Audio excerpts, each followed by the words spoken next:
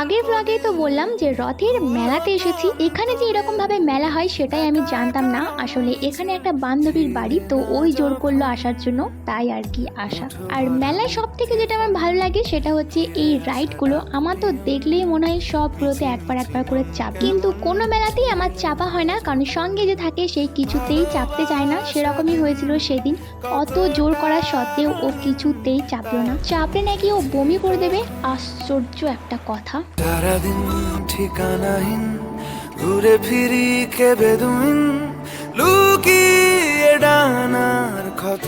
আর এই যে মেলার ঠিক মধ্যখানে এই পিতলের রথ, আর তারপর দেখতে পেলাম এই যে এটা, তো দেখেই চলে গেছিলাম এই মহৎ কাজটা করতে। আমার এই বেলুনগুলো ফাটাতে চরম ভালো লাগে, শুধু ভালো লাগে না, আমি ভালো পারিও। আর যা কাজর পাশ থেকে ভিডিওটা ভালো করে করা বাদ দিয়ে আমাকে হাসিয়েই যাচ্ছে। তো চলো দেখা হচ্ছে নেক্সট ব্লগে।